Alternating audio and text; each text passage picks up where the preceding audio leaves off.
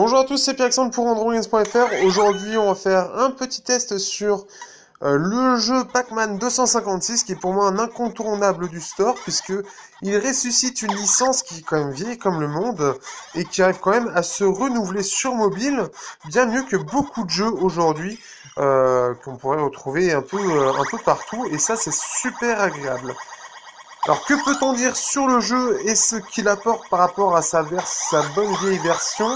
Eh bien en fait c'est le mélange entre un runner et Pac-Man. Et comme vous pouvez voir en fait vous avez des lettres en bas là qui est en train de bouffer le plateau et ben, je suis mort.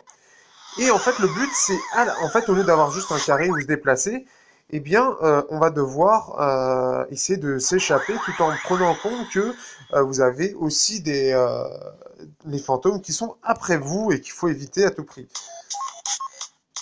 D'ailleurs, comme on est sur le menu, on va parler rapidement du système économique du jeu qui, en fait, comme vous pouvez voir, vous avez 6 crédits en bas à droite. Mais en fait, ces crédits-là, c'est seulement si vous voulez utiliser le jeu avec les power-up. Et c'est ça qui fait un peu la force du jeu, c'est que vous avez effectivement bien un système de vie, mais qui est limité en fait aux parties si vous voulez en fait des pouvoirs. Et ça, c'est super bien. Je trouve que c'est super appréciable et ce qui fait que vous pouvez faire vos parties autant que vous voulez, mais seulement vous serez limité à avoir des parties classiques sans power-up. Alors, chose qui ne dénature pas du tout le jeu, et ce qui fait que ça fait au final la force du jeu, c'est qu'on n'est pas obligé de se taper enfin, le système de vie en fait n'est pas obligatoire entre guillemets, et ça c'est super appréciable. Et donc, comme vous pouvez voir, j'essaie de m'échapper. Il y a beaucoup de fantômes qui sont après moi. Et le jeu est quand même plutôt sympa, puisque voilà. Hop.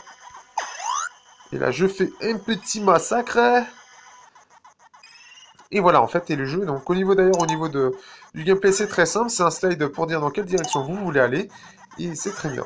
D'ailleurs, en parlant un petit peu des graphismes, pour terminer un petit peu, on peut voir que les graphismes sont vraiment fidèles à Pac-Man. Ça ajoute une petite touche de couleur, histoire, hop là, je me suis bouffé, histoire de faire un petit peu de, comment dire, de colorer un peu le jeu et de changer un petit peu pour ne pas avoir toujours le même décor.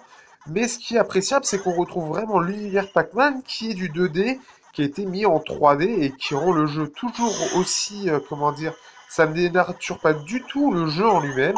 Au niveau des graphismes, c'est même d'ailleurs très fidèle à l'original, tout en apportant en fait un peu cette 3D bah voilà, pour dire voilà, le Pac-Man a évolué mais reste le même.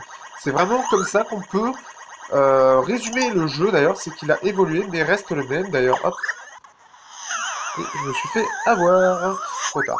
Et on termine le test par cette petite, ce petit fail. Et d'ailleurs, comme vous pouvez voir, en fait, vous devez débloquer en fait des niveaux pour débloquer en fait de nouveaux power-up. Donc vous en avez tout un tas. Donc là, j'ai recommencé le jeu. Et on entend même la petite musique qui est sympa.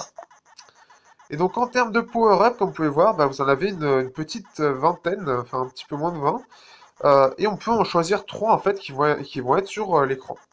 On va avoir des crédits, alors crédit en fait qui va permettre en plus de pouvoir améliorer le pouvoir et d'améliorer un peu le truc. Donc c'est plutôt sympa, je trouve que c'est vraiment un renouvellement de la licence de façon assez exceptionnelle. Je m'attendais pas à un tel renouvellement, c'est une véritable surprise pour moi. Sur ce, à bientôt pour un prochain test sur AndroGames.fr.